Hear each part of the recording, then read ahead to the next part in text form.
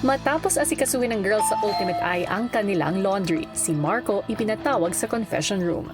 Marco, kumusta yung apat na naninirahan sa Ultimate Eye? Hindi pa po yata sila kumakain, kuya. Importante rin na makakain din sila. Yes, kuya. Pwede ko silang mapakain, kuya, sa pamamagitan ng pagsasakripisyo, kuya. Mapagbibigyan ko naman itong gusto mo. Ngayon, Marco, para mabigyan sila ng pagkain.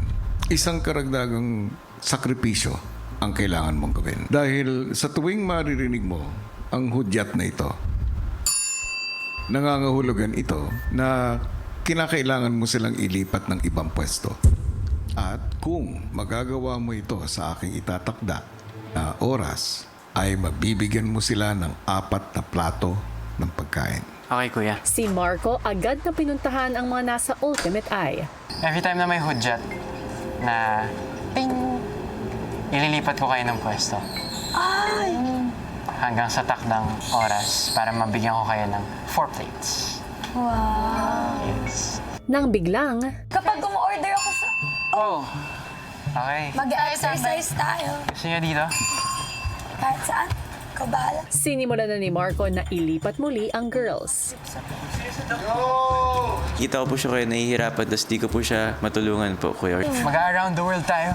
Kaya house tour tayo ni Marco Mas. Kahit saan daw. Hanggang sa unti-unti nang nabubuo ni Marco ang Ultimate Eye.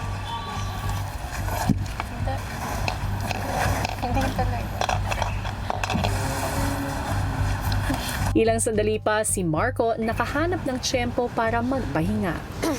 Hanggang sa Yung sa mga dogs. Oh. Ay! Yuck! Okay! No! Ay! Guys, Para siyang yan yung mata niya, di ba? Mata niya ba yan? sa tuwing mabubuo ko yung Ultimate Eye, hindi ho nagtatagal.